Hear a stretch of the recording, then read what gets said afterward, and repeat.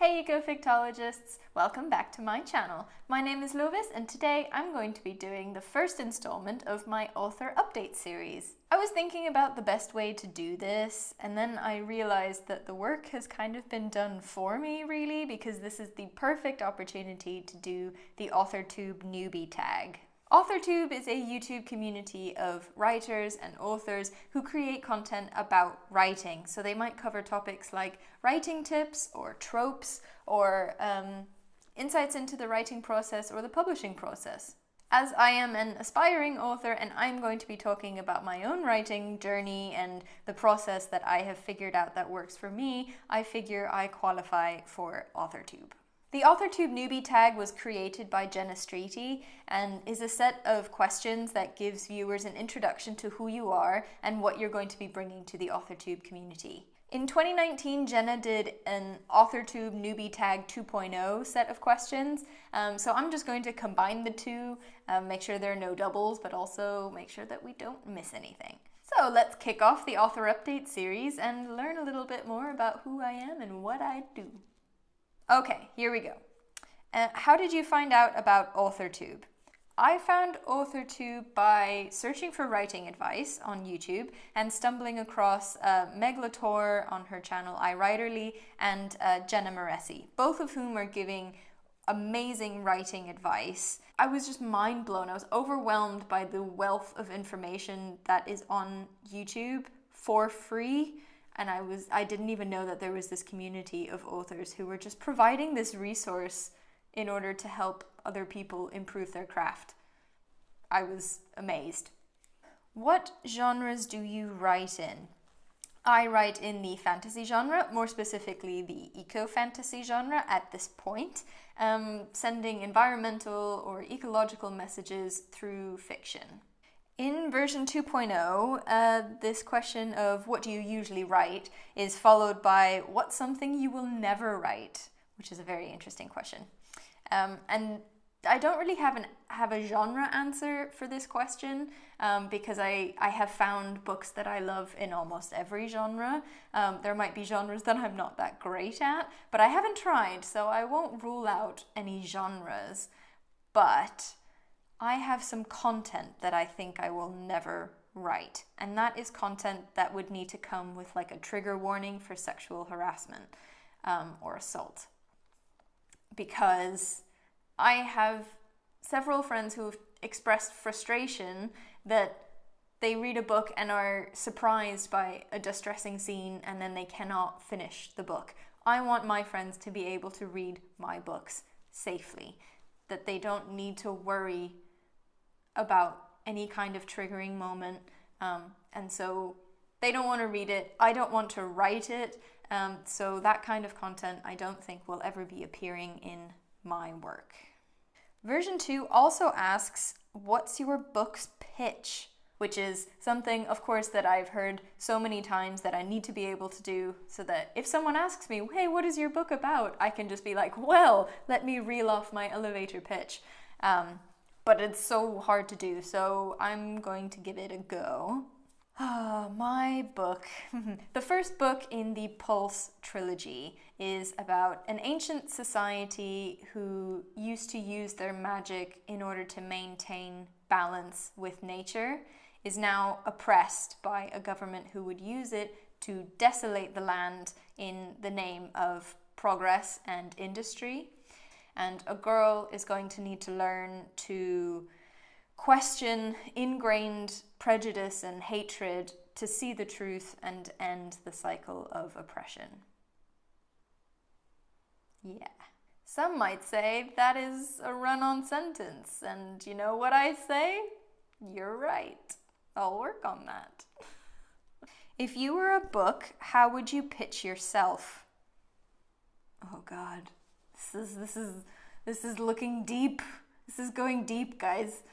Okay, self-professed nerd and bookworm leads a double life.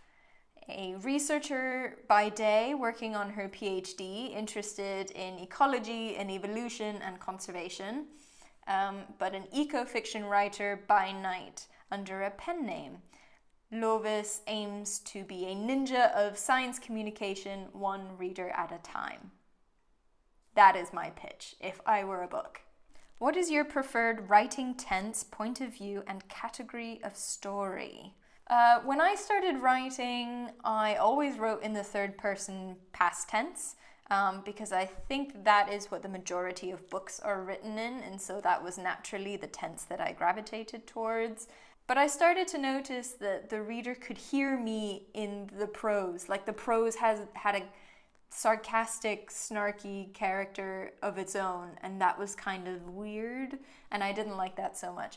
And then I played around with first person, and I just made my character snarky and sarcastic, and suddenly it just brought their character to life. So I really like first person present right now, and it's working really well for me, and I'm now adopting multiple perspectives. But who knows, maybe at some point I'll go back to third person past tense, and maybe I'll be better at it. Who knows? And I write in the YA, the young adult category. Are you a plotter, pantser, or plantser? Well, for those of you who don't know, a plotter is someone who needs to plot out their entire outline before they even start writing. So they have the world building down, they have everything mapped out, nothing is a surprise when they start writing. A pantser is someone who flies by the seat of their pants. So this is discovery writing. They start writing and let the writing take them where it will. They have maybe a vague idea, but not an outline so much. And a plantser is someone who is in between. As for me, I am 100% a plotter. I have the most intense outline. It's ridiculous. I have everything. I have chapters and scenes in every chapter, and I track my progress with a little percentage completion bar by how many scenes I've written, and I give each scene a value for how many times I think I'm going to need to edit it. So this is like past obsessive, I think. And be careful that that does not become a procrastination method, because that is a danger. Are you self-published, published, or yet to be published? I am yet to be published, and I'm keeping my fingers crossed that I'm lucky enough to get to that point at some point. I gotta finish the book first. Version 2 asks, what is your publishing path? I haven't entirely decided that yet. I do have this dream of finding an agent and submitting my query and getting an offer, and that all sounds very exciting to me. I like the idea of having an agent, someone to fight my corner if I don't know what to do and what's going on, which will undoubtedly happen, and someone to just support me a little bit. I do like that idea. So I think I will probably try traditional publishing first and see how it goes. But, considering the people that brought me into Authortube were Meg LaTorre and Jenna Moreci, I know that there are so many resources out there if I decided to self-publish. So I am undecided as of yet. What is your dream publishing house and or literary agent? I don't have a dream literary agent, but I have a couple of publishing houses that I'm keeping my eye on. They're ones that focus almost entirely on ecofiction or environmental writing, and some of them make a point of using recycled materials and making sure that their publishing process is as sustainable as it can be, and that is something that really speaks to me. So these are publishing houses like Ashland Creek Press or Stellaform Press. I'm watching you. I am going. You will hear from me. What Authortube related videos can we expect to find on your channel? Well, I'm going to be talking about my journey, the journey that I've been on in creating an effective work of ecofiction. It's already been a long one, and I am nowhere near done. I am not published, so giving advice on the publishing process or how to be published would just be me parroting the advice of others while having absolutely no experience to back that up. So the most honest thing I can do is to talk about things that have inspired me, mistakes that I've made, that I've learned from, and bits of advice that have helped me improve my craft. Version 2 asks, what is your goal for starting an Authortube channel? Well, I've often found that listening to what helped make something click for other authors helps make something click for me. And I've had plenty of these making something click moments, and so I'm hoping that in sharing them, that will do something similar for you. I also want to meet as many of you as I can. I think we can all learn from each other. I really like having community in almost anything that I do. So this is also my search for more author friends. When did you start writing? When did I start writing? I've been writing as long as I can remember, since I was really little. My poor mother, she had to read so many unfinished stories. The first round of writing advice that I ever received was my mother saying, well, that's really nice, but you know, something has to happen. Oh, how right she was. Conflict, that's a thing. It's needed. A question from version 2, what made you want to start writing?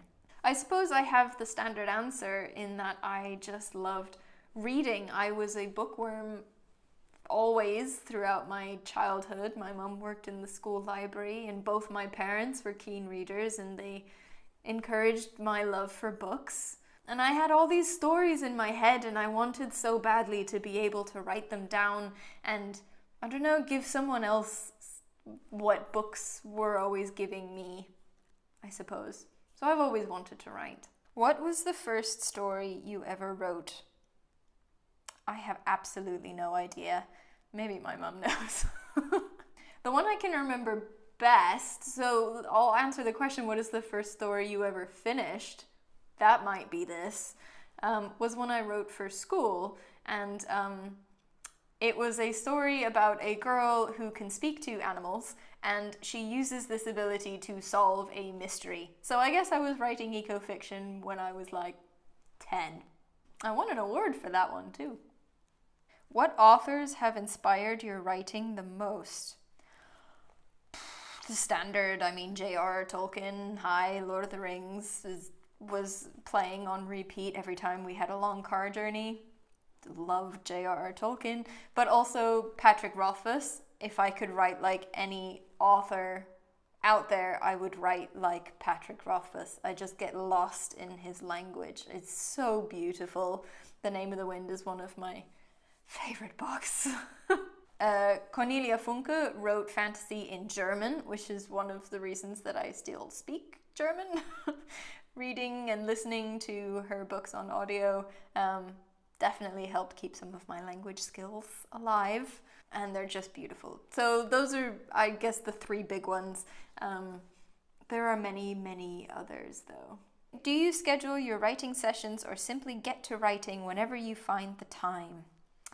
Well, at the moment, I have my one weekly writing session that I schedule with the Discord server that I am part of, the Rewilding Our Stories Discord server that I run with Mary Woodbury from Dragonfly Eco. And that's weekly, and I like the sense of community and the motivation that it gives me to get something down once a week at least. I know that the most common writing advice out there is to create a writing schedule, and I would love to do that, but somehow I have not been able to. And you know what, I think it's okay to also prioritize other things in your life, not just writing. So I try not to put too much pressure on myself, but a little bit more pressure might actually, you know, get me going. So, balancing act. Version 2 asks, what is your biggest writing struggle? That's probably it for me, just finishing the darn thing. It has gone through rewrite after rewrite, and I think this is a draft that I'm going to be quite happy with, although I do have a list of things that need to go in the editing phase. The list is getting quite long. But also making the world building detailed and thought out enough that it's believable. That is something that I am still very much learning how to do. And the more I read and the more writing advice that I absorb from successful fantasy authors and fantasy authors that I like to read, the more I can kind of identify the shortcomings in my own work and make them better. So I think if you compared my very first draft to this draft, I quite like doing that because it shows me how much I've grown, not to toot my own horn or anything. And I think that's really useful. So definitely writing, period, and improving my world building. Those are probably my two big things. What is your best writing skill? I don't know yet. I'm not published, so I don't have a professional's opinion about this or reader's opinion about this, but I can tell you what my critique partners say, I suppose, and that is that my dialogue is good. I am quite conscious of dialogue where you read it and you think no one ever speaks like this. I hate that. So I try and keep my dialogue as natural as possible. And usually if I'm writing a scene, the first thing that comes to me is the dialogue.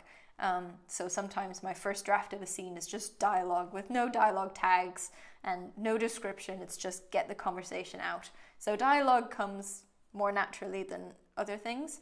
The other thing I'm very conscious of is info dumps. I don't like info dumps. And my critique partners say that I'm fairly good at weaving information into the story so that it is revealed when it is relevant, and it's revealed in a way that is relevant to the characters. So it's not only speaking directly to the reader. So I hope they're right and that I am good at that. And eventually I can maybe talk to you guys about that. Do you type on a computer, typewriter, write everything out by hand, or use a blend of those? I mostly type on a computer because I go back and edit and cross out and rewrite so often that I'd get like 2 sentences on a page. It's ridiculous. So typing on a computer is much nicer for me for my actual writing. But I do find that writing out my thoughts is really nice by hand. So I do have notebooks and journals that I fill just with stream of consciousness, just kind of like, what if this happened? Maybe this, and then that. So my journals would not read as any kind of cohesive bit of writing. It's just stream of consciousness. So I guess a blend, but the writing happens on the computer. And where do you write in general? Anywhere really, as long as I'm comfortable, but I really like writing here. This is my egg chair, so I can swing. I like swinging. And that is why I am filming the author update series in this chair, and that is why throughout this video you've probably seen me move around a little bit and you're like, what's going on? But this is my hanging egg chair and I really like to sit here. It's very comfortable. So I like to sit here and write in my tower. Yes, I have a tower. It's very nice. Try and get myself steady again after having made myself swing. Am I steady? No? I'm just making it worse. Okay. What are you most looking forward to now that you're part of Authortube? I am most looking forward to meeting all of you. I'm looking forward to meeting other writers, other authors, other Authortubers who have so much needed advice for me. I just love, like I said, I just love community around me, and I really find motivation in having others around me who are excited about the same things, and it keeps my enthusiasm up. So I'm really looking forward to meeting all of you and learning from you, because I'm still very much learning. Version 2 asks, what is your biggest Authortube question?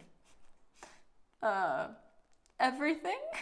I don't know how to do this really, so I will absorb any and all advice, suggestions, feedback that you have. I guess my big question is how best to engage with my audience, how to bring people to the channel, how to engage with other Authortubers as well, and really make the most of the community that is here, because I have so much respect for this community and I want to learn as much as possible from you. Are you looking for any new channels to follow? betas, critique partners, or other types of writer buddies? Short answer is yes, yes. Any recommendations or suggestions are more than welcome. You can leave them in the comments below. Contact me on any of my various platforms. I'd love to hear from you. It looks like that's it. So I hope you've gotten to know me a little bit better.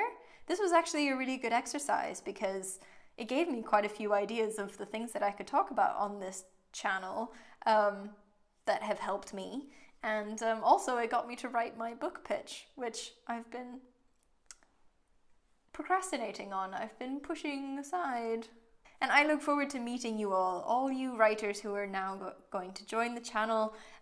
Let me know who you are and what you're working on in the comments below. I can't wait to meet you. As always, if you like what I do and want to support me, then head on over to patreon.com/ecofictology and become a patron. And your monthly donation will not only buy me my next book to review on Ecofictology, but will also make a donation to Love the Oceans, a marine conservation organization that I support with my channel. If you're looking for some community and are into ecofiction, or even if you write ecofiction, then head on over to Rewilding Our Stories, the Discord server that I run together with Mary Woodbury from Dragonfly Eco. I have really enjoyed getting to know some of the ecofiction community, and I have found a lot of motivation and enthusiasm there, so we have a good time. Come and join us. Invite is in the description. And there is now an Ecofictology Facebook group where I invite you to ask any and all questions about ecofiction, get some discussion going. I know Discord is not everyone's thing, so now there's something on Facebook for you.